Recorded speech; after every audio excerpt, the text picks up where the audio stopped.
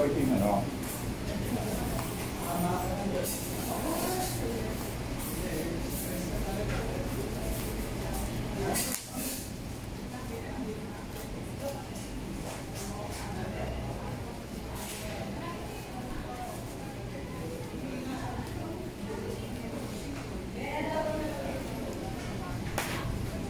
Ito yung mali kong ginawa. Ito yung understanding na yung English yung title na ginawa ko kasi mahirap isalin sa Tagalog. Pero ito yung homiletics kung paano magawa ng sermon. Tapos yung hermeneutics mo. Tapos yung exegesis kung paano mo pinag-aaralan yung ano. Meron exegesis din yan. Hindi na po homiletics. Paganda yan kasi Tagalog. At saka ano yan. Madaling maintindihan. Kapag may bumili na rin. Ngayon ito extra to. Yan extra yan. Kapag doon. Dan dua-dua yan. Ngayon, ito yung ano, yung ordinansa, yung banal na hapunan at saka yung bautismo. So, ito lang yung dalawa ito, bautismo at saka banal na hapunan. Ano yung turo ng bautismo, ano yung turo ng banal na hapunan. So, kapag may babautismohan, ito yung tuturo mo. Kinakailangan kasi bago kapag bautismo, dapat alam nila yung ordinansa. So, ito, kung pagsisermon ka ng isang taon, pag isang taon na yan. So, halimbawa yan, nakalagay dyan ay month 2, is February, sermon 4, huling linggo ng February yan. So, yan ay isang taon. So, hindi ka na mga, pwedeng kayo lang naman ito, guys. So, ibig sabihin kung magkabilaan, meron ka ng sermon dyan. 55 yan, so pa na yan. Ito, ito maganda to. Yung banghayan ng bagong tipan. Ibig sabihin ng banghayan ng bagong tipan, halimbawa, bukok pa. Ano yung bukok pa? Sino simulan? Ano yung purpose? Ano yung object? Everything, nandito na. So, pag halimbawa, parang doon sa ano mo yun, sa ano mo yun, sa hermeneutics mo yun. So, basically, ito lahat ito. So ito, hermeneutics mo na to eh. Kasi yung hermeneutics mo, pag-aralan mo kung ano yung mga background ng halimbawa, bakit isinulat ng Apostol Pablo yung mga taga-Corinto, yung unang Corinto, bakit kanyang pagkakaiba ng sulat sa Sinanwa Corinto. So ito na yun lahat. So lahat yan, may kasama na yung Petro. So kompleto na to. Ibig sabihin, kung gusto mong malaman tungkol sa isang libro, andito na lahat. So wala ka nang puulahin yan. Halimbawa, ano yung punto niyan, tapos ano yung mga points, tapos yung pagiging bago mo lang, yung ibig sabihin niya. So nandito yan. So ito basically po, homiletics ito. Hermeneutics to. Yan.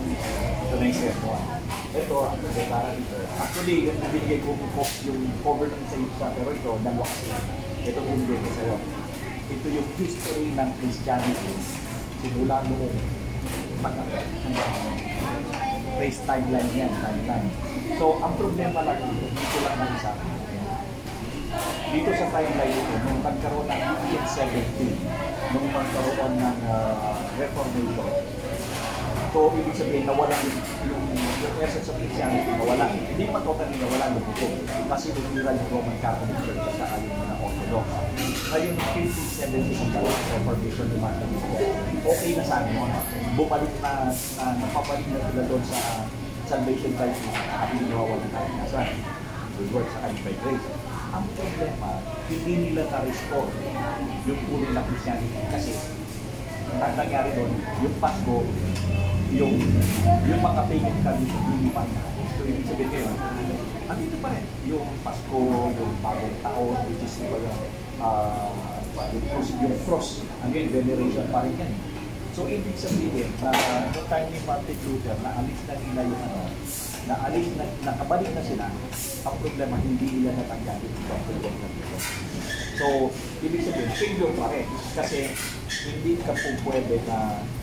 po pwede na tama ang lahat, pero may balik pa.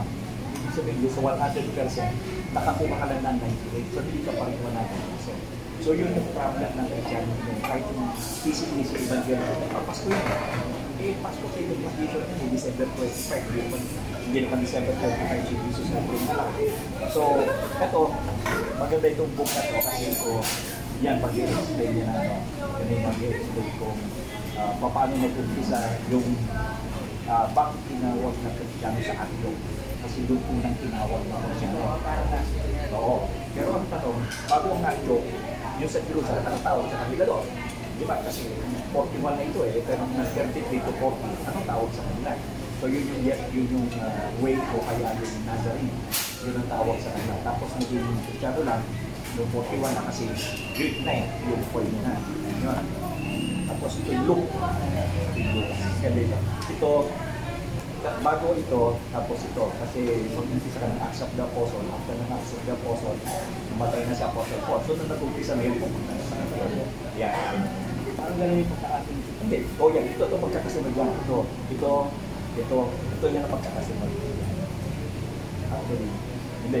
Ito tatlong ito po. Yan. So, importante itong Jesus akala ko yung kilala dahil ito yung boss kanila. So, ito yung tinuturo nila. Ito yung tinuro ko sa kanila. Pagkatapos yan, tinuturo na nila ito. Mayroon sa kanila ito, ginawa ko dito. At the end, may aralin. May sinasabi pagsiguro. So, yung sila ngayon, yung ginagawa na pag mag-Bible study sila, ito, pagkatapos nila, meron sila ito. Okay? So, meron isang grupo ngayon doon sa Tansa, may tuturo sila nga. Ito naman, okay from that one, ito yung theology, ito yung systematic theology. Yung systematic theology, ganyan kakapagyan, dalawang hanggang yan. 4 na taon mo pag-aaralan yan, tapos English. So, isip na paano pagsusutukan ng mga Pilipino yan ganyan. So, ang ginawa ko, in-on-size ko siya sa Tagalog. So, ito, mas madali at kung ano lang yung kailangan mo, yung naman ang ilagay ko. Yung theology prophet, simpan Diyos, Christology, Cristo, Holy Spirit, yung anthropology, yung tungkol sa tao, anthropology sa kasalanan, anong turo ng Biblia sa kaligtasan, sa simbahan, sa Biblia. So, nabibig ko lahat yan. So, halimbawa, dapat so, pupunta ka sa soteriology, hindi na mo kung ano turo ng Biblia sa soteriology. So, ito, wala ito, non-partisan ito, non-sectarian. Ibig sabihin ito, bakit lang lahat ito. Wala ito pakialam sa anumang religion po. Doctrine ito ng Espiritu. So, walang pakialam ito kay at religion po. Ito yung Biblia. So, natuturo ko akin. So, pag tinignan mo dito sa Angelology, ano ba yung kapani? Ano akin? Angelology dito eh.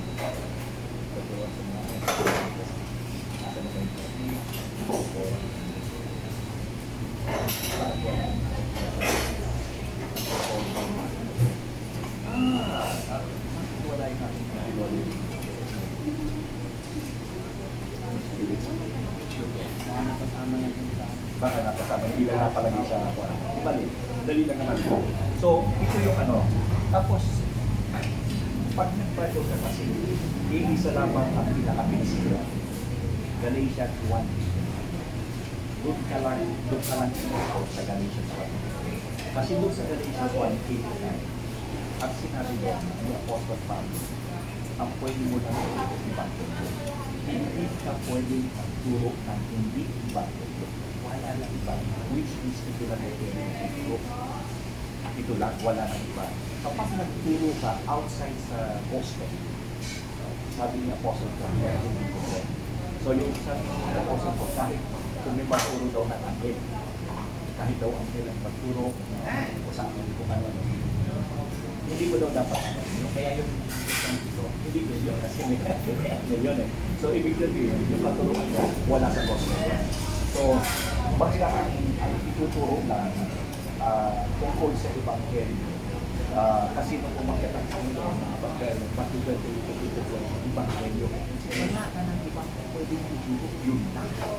Yung pasto kasama pa sa Ebanghelyo, yan, yung procedure, declaration, hindi kasama yun. So, kung gusto mo sabihin natin talagang tuto ka na, yun lang, yung magiging faithful ka sa Pilipinas, wala kang isasama. Kasi, sabi nga ng Apostle Pablo, huwag kang magdadalo.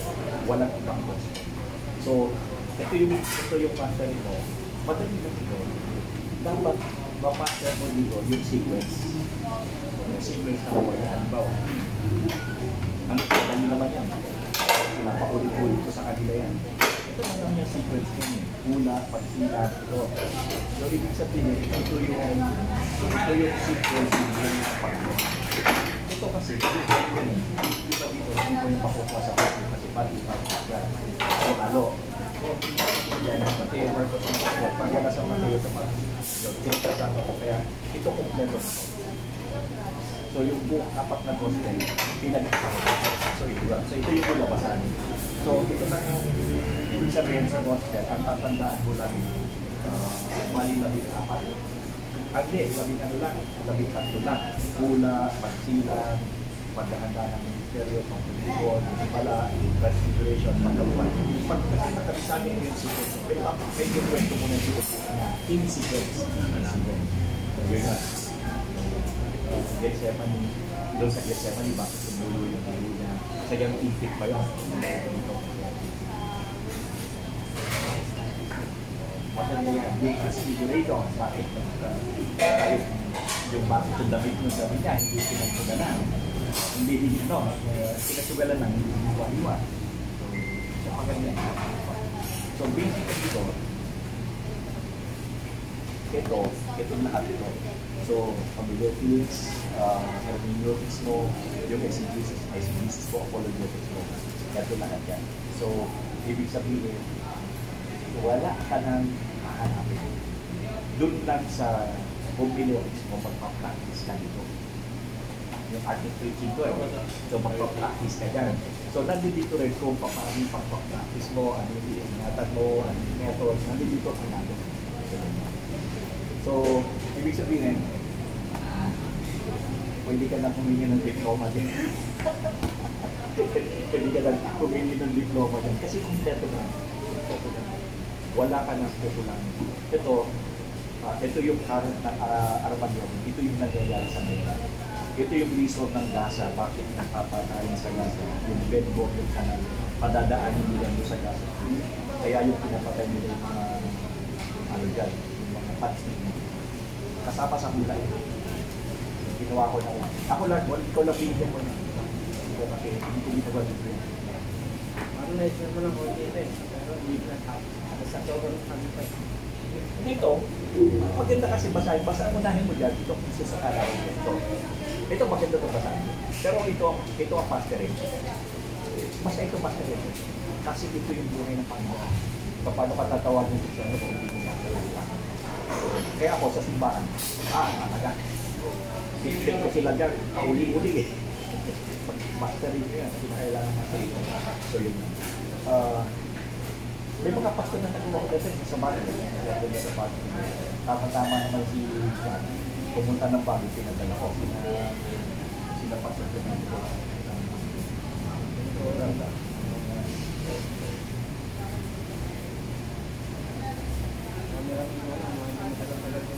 Hindi, resort, ano yan? Parang library niya. Yung na kailangan mo. Matapat na. Diyan palang